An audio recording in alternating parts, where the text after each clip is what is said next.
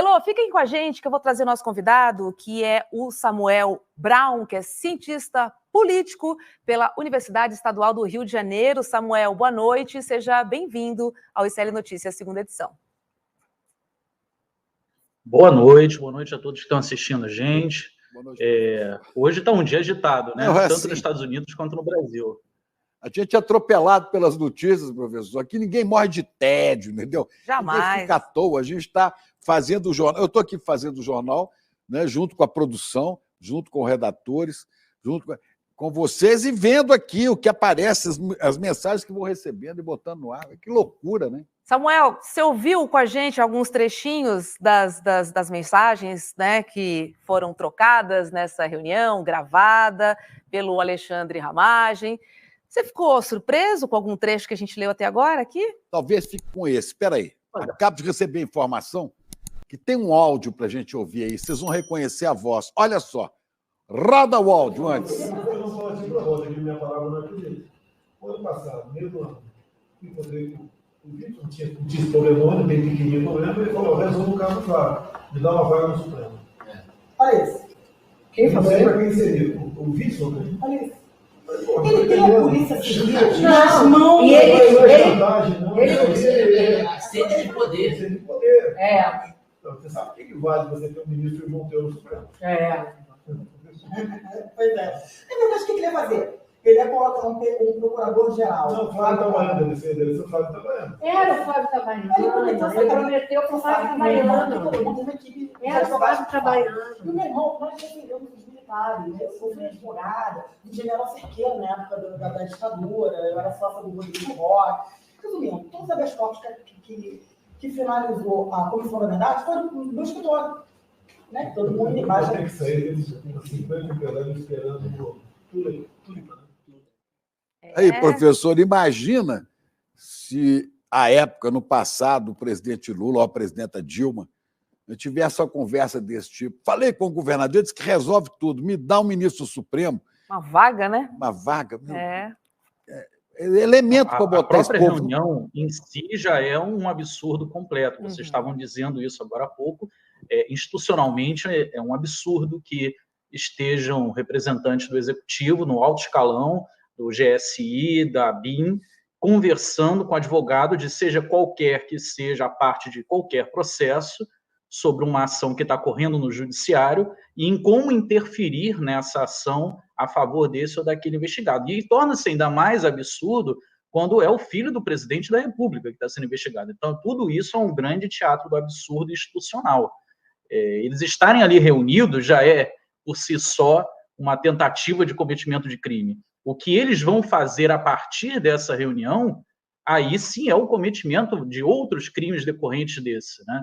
Então, é interessante que a gente vê que o Bolsonaro sabe o que ele está fazendo, que ele se preocupa que não esteja sendo gravado, ele manda um recado a todos os presentes na sala, quase que como quem diz, se alguém estiver gravando, apaga isso, tá?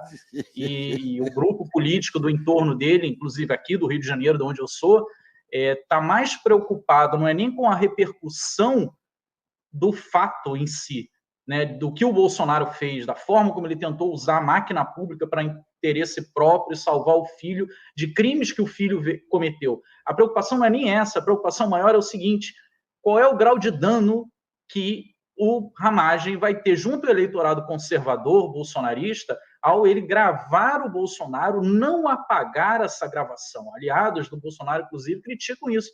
Como esse cara, sabendo que está sendo investigado há mais de um ano pela Polícia Federal, não apagou isso até agora? Isso não foi encontrado, gente, através de nenhuma tecnologia reversa, de coisas que foram apagadas, não. Estava lá, guardadinho, no celular do Ramagem, para ser usado contra quem? Contra o Bolsonaro, óbvio.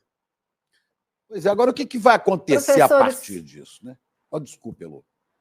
Vai lá, Elô, depois é o Chico. Não, eu ia nessa linha, assim, justamente qual é o próximo passo. Isso vai causar um racha sério dentro desse grupo? A candidatura Ramagem foi para o buraco com isso, né? O que pode acontecer agora? E outra coisa, Elô, o Chico, acho que até outra coisa, o que pode acontecer já também... tem um desdobramento, né? O Pazuello já foi apontado desde sábado pelo Bolsonaro junto a interlocutores como um possível substituto do Ramagem como candidato do grupo político no Rio de Janeiro. O Pazuello, que todo mundo lembra bem. Um manda, o outro obedece, não é esse?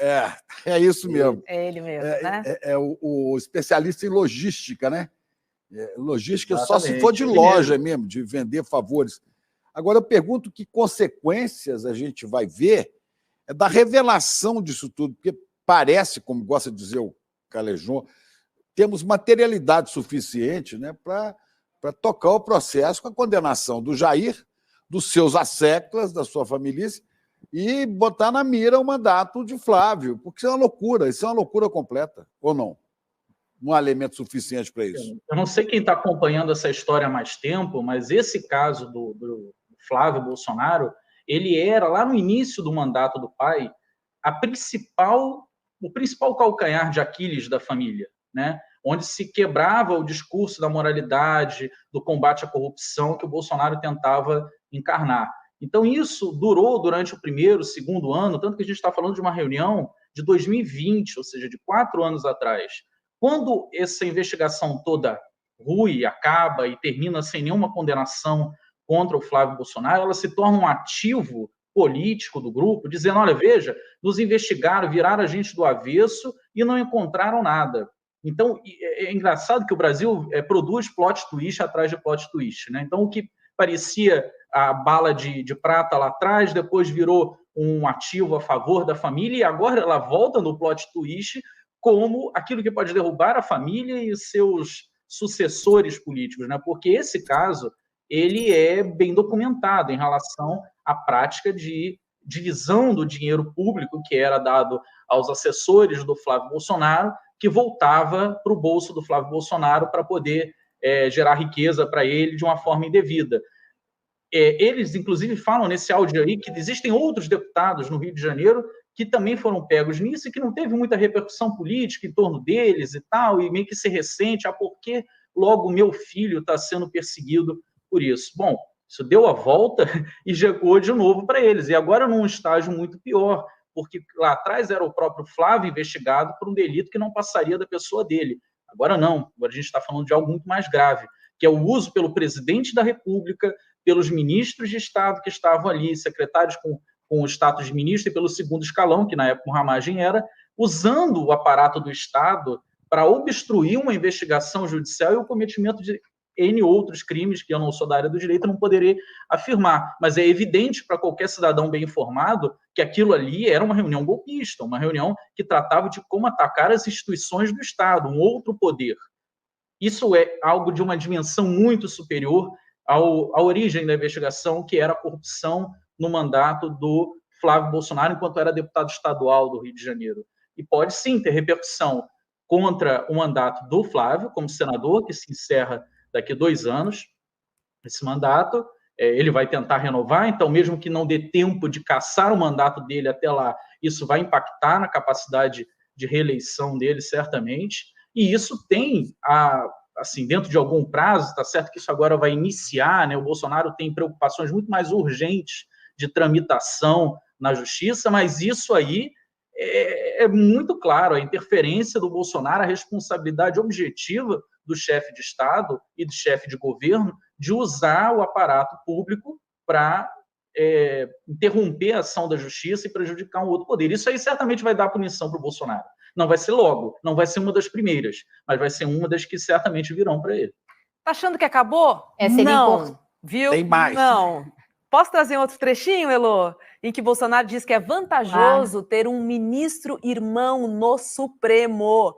Vamos ver o trechinho aqui, ó. Bolsonaro diz: então, você sabe o que vale você ter um ministro irmão teu no Supremo? E aí responde a advogada: pois é, em verdade, o que queria fazer. E aí ela complementa: eu ia colocar um procurador-geral. E aí, Elô, o que a gente vê aqui, né, é o uso do STF também para ter vantagens pessoais, principalmente, nesse caso, para o seu filho, Flávio Bolsonaro, né? Você vê que ela está reclamando da PGR, que se ela pudesse, ela diz isso, né? Que o que eu entendi desse trecho é que ela diz: O senhor devia botar alguém também na PGR. PGR. Precisava. Por favor. Mas já tinha, né, Porque Lô? Mas ela estava reclamando o tempo todo que a AGU e a PGR estavam corroborando as denúncias da Receita Federal e que o que ela queria é que a AGU e a PGR não corroborassem, não assinassem embaixo, achassem por bem investigar a corregedoria, né?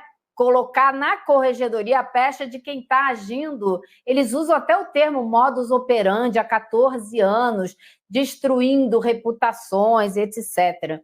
Agora, professor, eu queria saber se o senhor acha que realmente assim, isso pode impactar a opinião do eleitorado, porque eu acho um pouco complicado esse áudio para as pessoas entenderem o sentido do que está dito aí.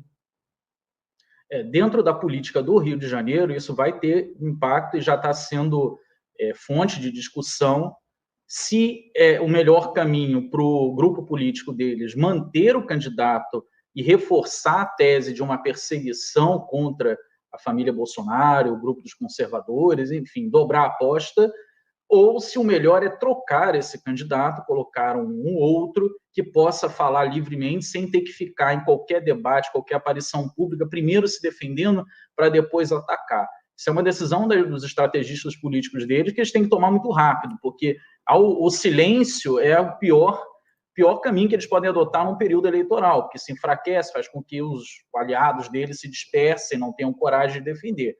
Hoje, o que eles estão pondo aqui no Rio de Janeiro é a possibilidade do Pazuello substituir o Ramagem. Mas vamos convir, seja o Pazuello, seja o Ramagem, eles são avatares de uma candidatura que o Bolsonaro não tem coragem de disputar realmente, porque inicialmente quem ia disputar era o próprio Flávio Bolsonaro. Ele queria muito, ele brigou com o irmão Carlos Bolsonaro, que é o vereador aqui no Rio, e o vereador queria dizer, olha, na capital, né, na cidade mando eu, quem pensa a política da cidade sou eu, e você vai perder a eleição e vai ser um fiasco para o nosso grupo político. Acabou prevalecendo essa opinião, a escolha do Ramagem como candidato, apesar do risco dele vir, essa bomba já existia há mais de um ano. Se sabe que tem essa investigação e já está precificado no grupo que haveria um dano em algum momento. Agora, talvez não conseguissem precificar que o próprio Ramagem traiu o grupo, gravou o grupo e mantinha a gravação como uma forma de constranger, negociar, enfim, com o grupo em caso de aperto.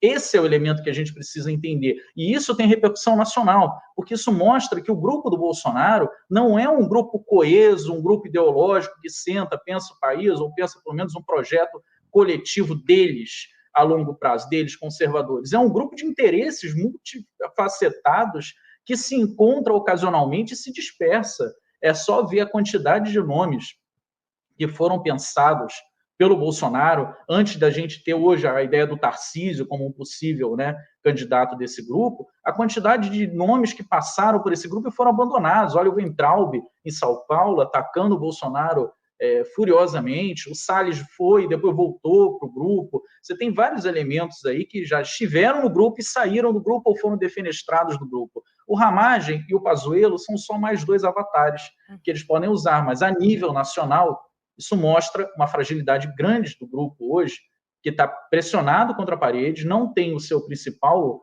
político, né, que é o Bolsonaro, viável para qualquer eleição, e vê os outros nomes, o próprio Flávio, que havia sido cogitado há menos de um mês como possível candidato no lugar do Bolsonaro daqui a 2 anos, no centro desse escândalo. Ele volta agora para o centro. Aquilo que eles conseguiram apagar 4 anos atrás, eles só jogaram 4 anos para frente e voltou muito pior. Voltou muito mais grave. Agora, é divertidíssimo ver que quem gravou toda essa conversa para se proteger, né, agora incriminou todo mundo, inclusive ele próprio. O Ramagem acabou com as... trouxe para... Exatamente, ele trouxe para si um possível processo e jogou todo mundo no fogo ao mesmo tempo. Que maravilha, né? Uma das funções do serviço de inteligência era a pungagem, né? Fazer gravações ocultas. O cara traz um cara desse para ser aliado dele, ele esperava o quê? Pois é. É um mar de traíras, né? As traíras estão todas. O Mauro Cid chega e diz assim, mas só eu que vou me fu? Eu?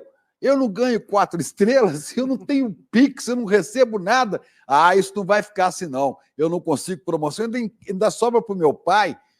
Aí ele denuncia tudo do Jair. Agora vem esse aí, grava tudo. E o Jair agora não tem o que fazer. Com o candidato a prefeito no Rio, corre o risco até do Paz ganhar no primeiro turno no Rio, né? Porque o pré-candidato a prefeito é esse Ramagem. Vai botar o Pazuello? Ora, o Pazuello vai mandar voto para Manaus, ele não sabe nem para onde manda as coisas, né? E em São Paulo, eu quero ver com que cara vai ficar o Ricardo Nunes, que é candidato a prefeito, pré-candidato, é candidato à reeleição, que teve que entubar um vice, né, um coronel vice escolhido pelo Bolsonaro. Também não é flor que se cheire. E como é que fica Tarcísio, o grande Tarcísio? Como é que esse pessoal vai ficar depois que Bolsonaro estiver completamente desnudo, né, nas suas atividades podres perante o país inteiro? Vão continuar apoiando?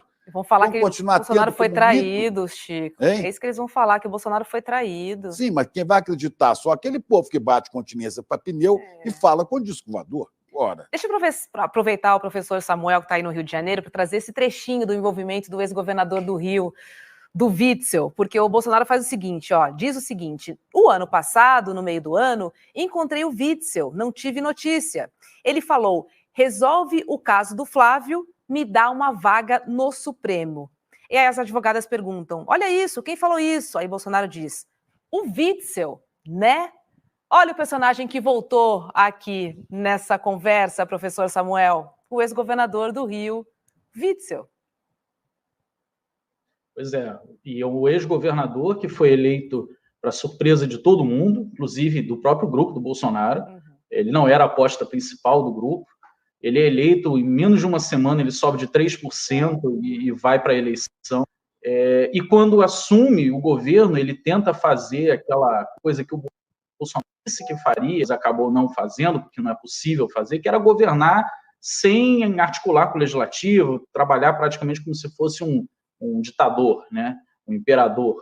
Ele tentou fazer isso com a Alerj, por isso ele caiu menos de 2 anos depois da eleição, mas nessa época aí, ele estava desafiando o próprio Bolsonaro, dizendo que era candidato à eleição a presidente em 2022. Ele ficou tão embebecido pela eleição, pelo resultado inesperado, se achando o maior inteligente da política, né? Ele fraudou o currículo dele dizendo que era formado em Harvard, ele botou a polícia e fechou a UF no Rio de Janeiro para poder pegar o doutorado em ciência política, fez uma tese escondida que ninguém nunca viu, nunca leu e não pôde acompanhar, sendo que isso é um ato público, né? Qualquer doutoramento. E ele se achava um gênio da política, a tal ponto de que ele resolveu enfrentar o cara que tinha acabado de eleger ele, dizendo que ia ser candidato a presidente da República. E aí, claro que ele jogou lá em cima para conseguir algo depois, um pouco mais embaixo, se é que a gente pode chamar assim, que é um cargo vitalício de ministro do Supremo. Lembrando que, na época, o principal cotado para isso era uma figura lá do Paraná, que tentou depois ir para São Paulo, chamado Sérgio Moro. Então, ele e o Sérgio Moro disputavam ali, na época, essa benesse do Bolsonaro de ser nomeado ministro do Supremo, que a gente sabe que acabou não acontecendo, né? Depois foi com o André Mendonça, o terrivelmente evangélico. Elô, vai lá. Agora, o Witzel é um fenômeno, né? Porque a ascensão e queda mais rápida, até para o Rio de Janeiro, que tem tantos governadores processados, presos, acusados, né? Até no Rio de Janeiro, ele fez essa ascensão assim, fenomenal, meteórica. E uma queda fulgurante. Uma passagem meteórica. Meteórica. Né? O Witzel viveu intensamente, né? Porque ele largou o judiciário, se candidatou direto a governador, não tentou nada antes disso. Ele vinha de outro estado, ele estava no Espírito Santo, veio para o Rio de Janeiro, assumiu uma comarca, largou a justiça, virou candidato a governador, foi eleito, assumiu, já se pré-lançou candidato a presidente com 4 anos de antecedência, e em menos de 2 anos, um pouco depois dessa cena patética aí dele comemorando o tiro na cabecinha na ponte de Niterói, ele foi derrubado pela Alerj, não por qualquer crime que ele tenha cometido, dos muitos que ele acabou sendo processado, mas ele foi derrubado porque ele achou que podia governar por cima da Assembleia Legislativa. Ele tinha um assessor, praticamente um braço direito dele, que tripudiava, chamado Tristão, que tripudiava da Assembleia Legislativa, lembrando que a Assembleia Legislativa do Rio de Janeiro era comandada pelo André Siciliano, do PT, que até há pouco tempo estava como assessor especial na presidência, né, um cargo ali equivalente a ministro na área de relações institucionais, e hoje é um dos pré-candidatos a vice justamente da chapa do Eduardo Paes, o adversário do Ramagem na eleição do Rio. Então, ele, na época, tentou passar por cima da Alerj, enfrentou do outro lado um presidente da Alerj do PT e acabou perdendo essa disputa e sofrendo o impeachment, né? Ele viveu intensamente, certamente ele viveu intensamente, e agora ele vive de dar curso na internet, coach. Há pouco tempo estava reclamando que não consegue pagar as contas dele, que é um absurdo, ele com toda a experiência e representatividade que tem, ter sido abandonado pelos conservadores como ele foi. É impressionante como a gente vê, né? A família do Jair, o próprio Jair, como é que eles vão defenestrando aqueles que serviram a ele durante a caminhada, né? Como é o caso do Bebiano. Pessoas descartáveis no meio do rolo, no meio do processo, né? A gente o Bebiano, viu isso acontecer desde sempre. É a Joyce, é a Zambelli, agora vai ser o Ramagem, né? Já foi o Witzel, já foi o Dória, lembra do Bolsodória, né? Que era candidato junto com ele, como o Witzel. Ele vai descartando esse pessoal todo, só que cada um que ele vai descartando, depois ele descobre que o cara tem munição também. Joguei fora alguém que estava armado e tem arma que pode atirar em mim. Quer dizer, a família do Jair deve estar desesperada, porque não escapa nada, viu? Qualquer coisa que você pegar do Código Penal, você vai descobrir um troço ali com a família. Que coisa impressionante. Elô, estou lendo aqui no UOL que a advogada Luciana Pires disse que sua atuação no episódio se deu de forma técnica e nos estritos limites do campo jurídico. Queria te ouvir. Qual é a advogada? Professor, o senhor acha que é possível uma pessoa ir ao Palácio do Planalto, se encontrar com o presidente da República, se encontrar com o ministro-chefe do Gabinete de Segurança Institucional e com o diretor-geral da ABIN para conversar a respeito da acusação contra o cliente dela, uma acusação de rachadinha na Alerj, né? E achar que isso está dentro dos limites da lei. O que a gente está falando aqui? Qual é o limite da legalidade e da lei? Ela tem uma percepção da legislação brasileira, parece um pouco americanizada, né? Que tudo é permitido para defender o seu cliente e só quem tem restrições seria a acusação. Não, ela também tem restrições, ela tem que agir dentro da lei para conseguir comprovar a inocência do seu... Na verdade, todo o ônus está com a parte acusatória e a ela cabe apenas se restringir a ficar dentro da lei e esperar que o outro lado não consiga comprovar. O problema é que ela foi muito além disso. Ela começou a infringir a lei, ela começou a procurar, a induzir outros agentes públicos, né, que são isso, que estão ali reunidos com ela, a cometerem ilegalidades para poder favorecer o cliente dela. Então, certamente, os maiores corruptos dessa história aí são, de fato, os agentes públicos, que se prestaram a recebê-la no Palácio do Planalto, porque ela não saiu irrompendo, chutando a porta para entrar lá. Eles se propuseram a fazer isso, e certamente, como era o filho do presidente, o próprio presidente deve ter insistido, sugerido, dado abertura para que ela fosse lá. Agora, isso não isenta ela da responsabilidade de estar conscientemente sentada ali, induzindo os agentes públicos a cometerem uma sequência de ilegalidades. Ela, como advogada, sabe muito bem disso, ela vai tentar agora argumentar desse ponto de vista de que tudo é permitido à defesa, né? Então, que se alguém cometeu alguma ilegalidade no frigir dos ovos, é isso que ela está dizendo, gente. Ela está dizendo que quem cometeu ilegalidade, se alguém cometeu ali, não foi ela.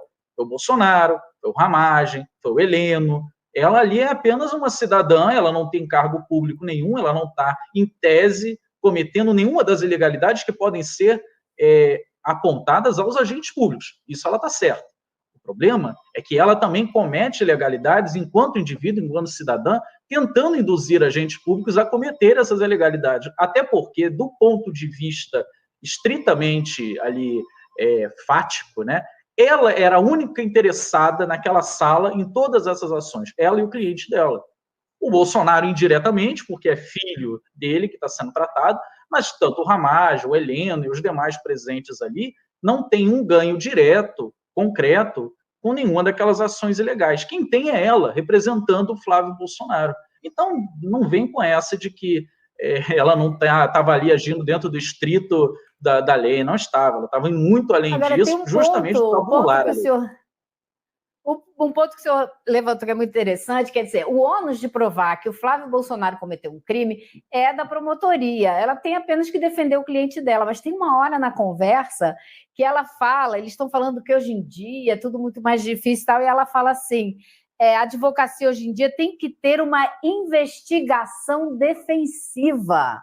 Opa. Ou seja, ela está defendendo que ela não só tem que defender o cliente, ela tem que investigar as pessoas que estão acusando o cliente dela para poder defender o cliente. Ela fala com todas as letras. Se ela quiser investigar os fatos que estão sendo apontados em relação ao cliente dela e mostrar uma outra lógica desses fatos, que não seja acusatória, ok, é o trabalho do advogado. O que não existe em nenhum lugar do mundo é investigar as autoridades que investigam, investigar a promotoria, investigar a polícia, e, sabe, não está se discutindo, ali não existem os réus. Que é o que ela está fazendo.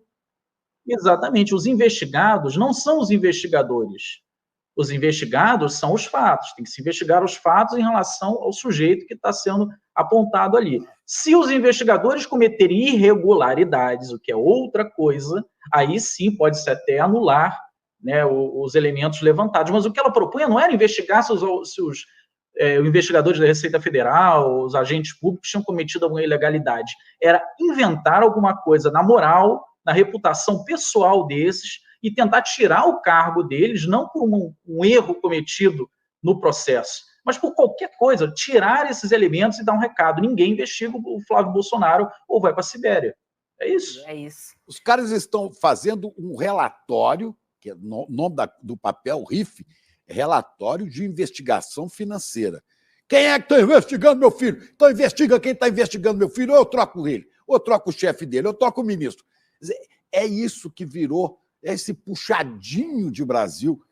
O que eles sempre acusaram, Chico, do PT fazer. E nunca conseguiram mostrar uma única evidência ao longo dos 14 anos que o PT esteve no governo. Nunca se viu o Lula usar para proteger o filho, o Lulinha, ou a Dilma para proteger um dos seus filhos. Isso nunca aconteceu. Nem mandar e aconteceu em menos de 2 anos do governo Bolsonaro. Pois é. Nem mandar general vender joia e depois mandar outro buscar para pegar o dinheiro. Quer dizer, isso aqui virou, né, uma baderna. É o que dá quando você pega um capitão insubordinado que tentou explodir bombas neste país, um capitão picareta, e esse cara passa a ser chefe de general e, o pior, chefe do executivo.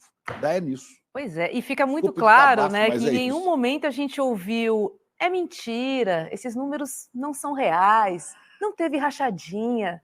Só corrobora, né, de que a investigação caminhava aí num sentido que parecia ser muito certo. Deixa eu agradecer ao professor Samuel Braun, professor e cientista político, e te pedir, por favor, para que volte aos nossos telejornais, é que realmente esse assunto hoje roubou a cena. Pior não sabe.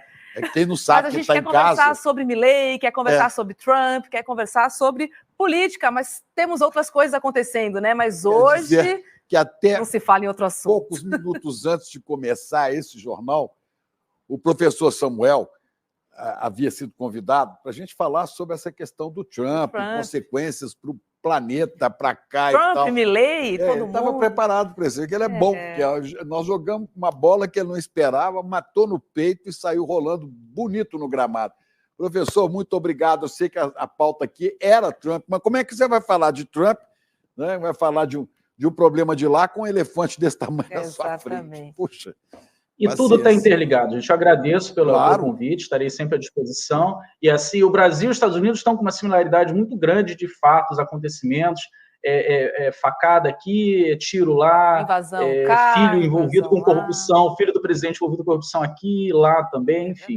É muita coisa semelhante. Estou sempre à disposição. Aí. Obrigada, professor. Heloísa Vilela deve estar doida para voltar a ler, né? Detalhe por detalhe desse áudio, não está, não? ler nada, já tem gravação do áudio para a gente botar um fone no ouvido e ouvir inteirinho. Deve estar aqui pensando já, preciso ouvir, Diga, preciso Elô. ouvir. Vai, Elô. É uma loucura, né? É muita doideira. A gente está numa sequência, né? É joias, é abinha, é gravação, mas vamos lá, que o Brasil não para, né? O importante é que esses causos todos estão vindo à baila e a gente está podendo conversar sobre eles com materialidade, sem suposição. Querida, uma boa noite para você e boa leitura, viu? Obrigada, boa noite, pessoal. Olha. É isso, né, Chico? O jornalista fica doido, né? Fica doido, com a notícia quente chegando, você quer saber detalhes.